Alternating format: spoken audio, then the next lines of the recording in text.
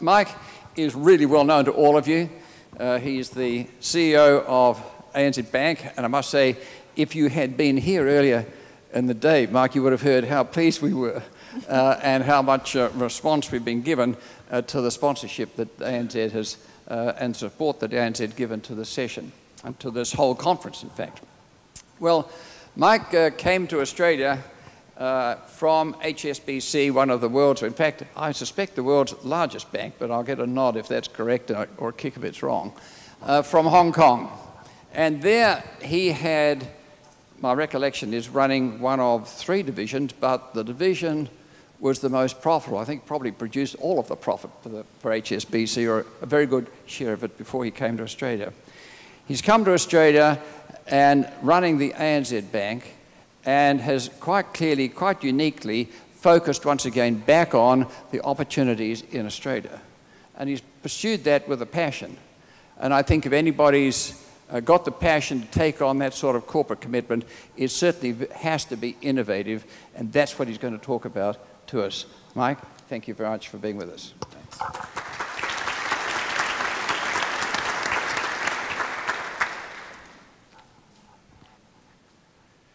Many thanks. Is that working? Yeah. Many thanks, Hugh, and it's a great privilege to be here this afternoon. As you heard, my name is Mike Smith. I'm the Chief Executive of ANZ, which is a big bank. And you're now probably thinking, big banks and innovation hardly seem good bedfellows. It's a bit like fat-free and ice cream, or military and intelligence.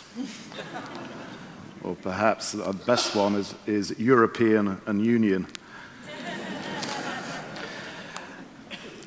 But the reality is that the larger the company, the more it needs to innovate and to create, to survive, let alone prosper. And despite what you may have heard, that most small businesses don't last a year, i.e. generally fail in their first year, this is generally not true. The majority of small businesses actually survive for over 10 years. And that's about the same for companies of all sizes. Big companies, though, actually find it very difficult to cope with change. If we took the top 50 public-listed Australian companies in 1980, 30 years ago, and look forward 10 years to 1990, there are only 16 around in 1990 from that 50. 30 years on, there are only 8 left of that original 50 right now. And I guess it wasn't that the chief executives of those businesses had a business plan which said, yeah, we'll go out of business in 10 years. Well, actually, as an aside, it's somewhat worrying. I noticed the other day that large companies around the world are firing their chief executives at a rate of 2 a week. And what's even worse, actually, is that chief executives in financial services are getting fired at double that rate. But to go back to the top 50 companies, 34 of them were taken over and 8 simply underperformed. In 1980, the 3rd largest company in Australia was a mining company. It was called Mount Isa Mines. By 2000, it had slipped to number 64, and soon after that, it had disappeared altogether after being taken over. And I think this demonstrates that while the journey from a good company to a great company can take a long time, the journey for a good company to a mediocre one can actually happen very quickly. And of course, companies that are performing poorly can innovate and can bring themselves back from near-death experiences. And I think another great example we have in Australia. In 1980, Woolworths was the 38th largest company in Australia. And in 1990, it was doing so poorly that it didn't actually appear on the list of top 50 companies. But a succession of excellent chief executives backed by a very strong management team innovated in a sector that was actually just doing more of the same. And today, Woolworths is our 9th largest company. But unfortunately, the Woolworths story is not as common as we would like. So why do big companies fail? One of the reasons is that the world changes, and it changes very quickly. And that may explain why Sony, the same company that created mobility in music with the Walkman, didn't invent the iPod, although it had actually access to the same type of technology that Apple did. And it perhaps explains why Warner, Sony, and EMI handled the change from vinyl to audio tape and audio tape to CD pretty well, but they've really struggled with the move to the digital world. In banking, maybe it explains why the son of a Lebanese fruit shop owner who'd just come out of bankruptcy was able to borrow $100,000, rent a small office in Parramatta, and fundamentally change the mortgage market here in Australia. That man, of course, was John Simon. And maybe that's why, since 2007, over 280 banks have collapsed in the United States. Others around the world are on government life support, and there are only 11 AA-rated banks left in the world right now. 4 of them are Australian. Of course, ANZ is one. And maybe that's, I think, why some corporate giants are in danger of turning to dinosaurs. How could BP, one of the world's most admired and successful companies, see nearly 40%, or $49 billion, wiped off its market value in just 5 months? These are humbling times for chief executives. And I believe the problem all of us in large organizations are facing is really a lack of innovation. And by innovation, I mean the introduction of something for the first time. And I know that when you hear me say innovation, you immediately think of the iPad or the hybrid car or the greatest breakthrough of our time, the internet refrigerator. Yeah? Any of you got one of those? But in large companies, what's more important than new products is innovation in thinking. Most companies spend time thinking about how to play the game better than the competition, or how to get to best practice. Their key assumption is that the secret to superior value creation lies in extracting inefficiency from the existing value chain. It means that actually many strategic plans are simply medium-term operating plans. But what we need to be thinking about is not how do we play the game better, but how do we change the game itself. As someone who's run large businesses around the world, I know that it's very hard to bring innovation into the thinking of a company.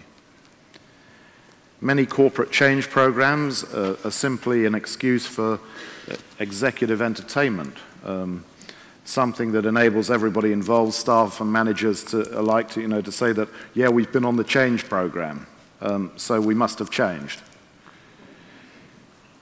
But our beliefs are like the bars of a cage. They stop us really thinking differently, and we have to be able to do that. Despite the fact that China's GDP growth has averaged over 8% year on year for over 20 years, and by the turn of the century it was one of the largest economies in the world, 3 years ago, when I announced ANZ's ambition was to be a leading super-regional bank in the Asia-Pacific region, our shares were marked down. The conventional thinking was that Australian companies failed outside Australia, that Asia was just an emerging market, that its people didn't have a great deal of wealth, and that moving into Asia was a serious risk. It's worth reflecting, though, that the bigger picture of what has happened in Asia isn't new. For 18 centuries prior to the Industrial Revolution, China was the largest economy in the world. Today, it's the world's second largest economy, with more millionaires, more megacities, more internet users, and more skyscrapers than any other country on earth. But China's emergence over the past 30 years as an economic powerhouse owes as much to the Chinese government's process of innovation through reform and opening and the creation of a new class of entrepreneurs as it does to the sheer size of its population. And of course, the Asian story is not just a China or even an India story. South Korea has used innovation to move from an economic backwater to become a dominant force in steel and shipbuilding, and more recently in electronic goods, machine tools, cars for emerging market countries. And over time, policy innovation is also seen assisting the growth of Vietnam and Indonesia. Nor is the Asia story just about emerging markets. Singapore and Hong Kong were recently ranked first and second in the Lausanne Institute for Management Development's annual ranking of the world's most competitive countries, overtaking for the first time the US, which slipped to number 3. And what I want to highlight is that while the sustained growth of Asia and indeed other emerging markets may not be the only major disruption reshaping the global economy in the next 10 years, it may well be the most profound. And Australia needs innovation in its thinking about the region if it's to succeed and prosper. Behind Asia's growth today are two socio-economic shifts, the same two that powered economic growth in the West over the past 2 centuries. The first is a demographic shift involving labour force growth and declining birth rates, or more people in employment with smaller families and more disposable income.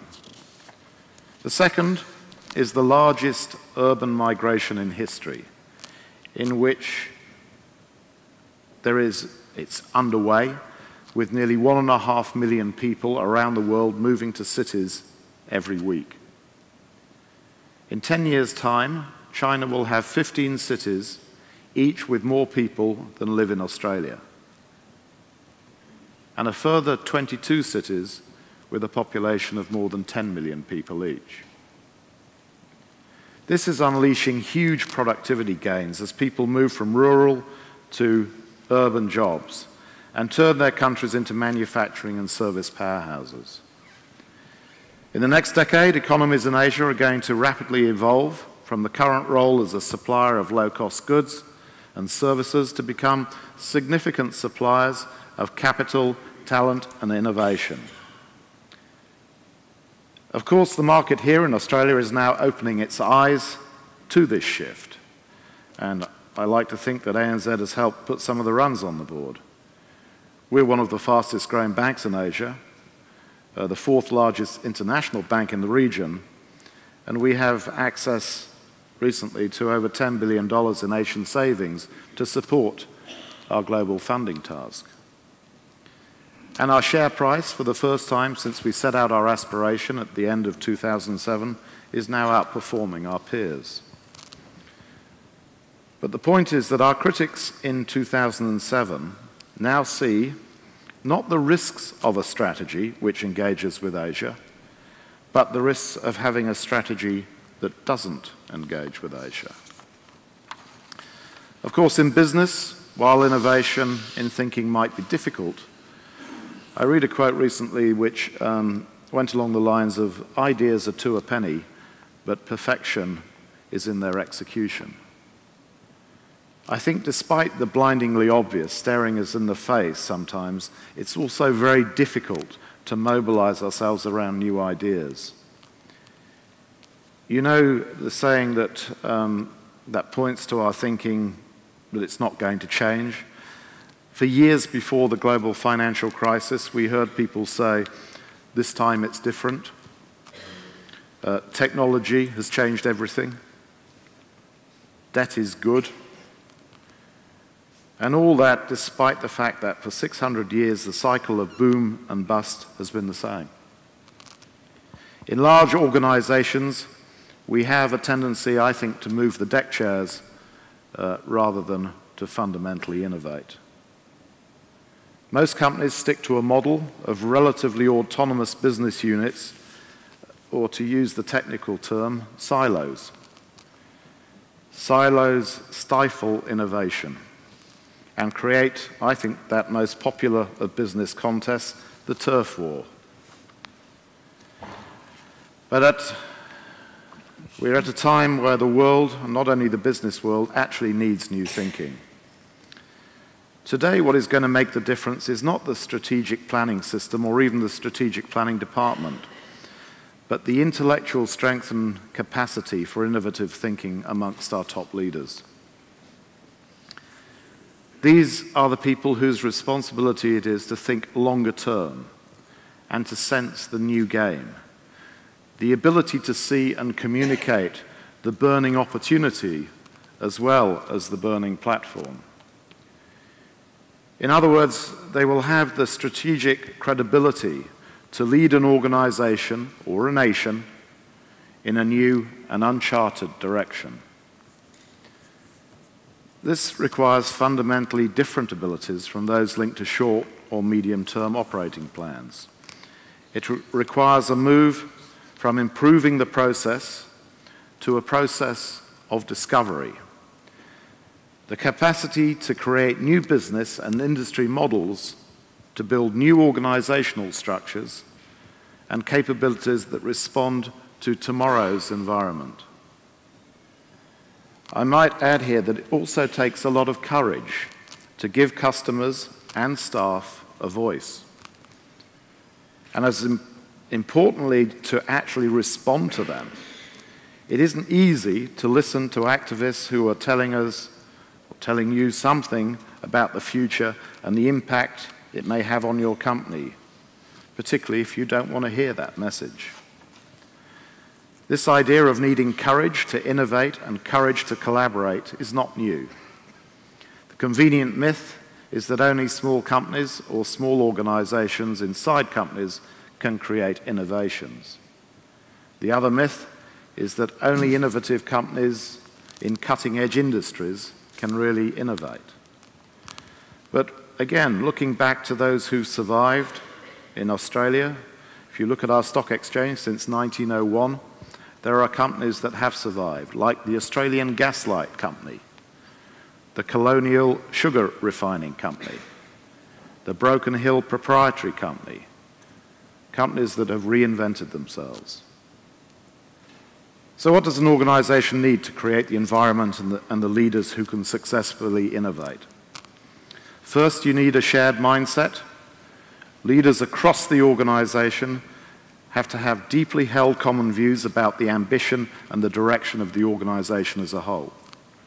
Second, a shared logic, widely agreed assumptions about the nature of cross-divisional opportunities and the ability and the courage to look at and create new advantages rather than defending the old ones or the existing ones. Then you need shared discipline, how to collaborate and without losing business focus, how to create new knowledge across the organization, not just sharing existing knowledge. And finally, a shared language for this across the organization as a whole. As you walk away from this conference, remember the ability and the need to innovate is not just limited to people like Steve Jobs at Apple. We all need to innovate. In fact, with the movements in the world's economic tectonic plates linked to the rise of Asia, there has never been a time where innovation is more necessary. There are enormous opportunities opening up today. Innovation is the only answer to taking advantage of them and to surviving and to thriving in a world of constant change. Many thanks for listening to me today. Thank you.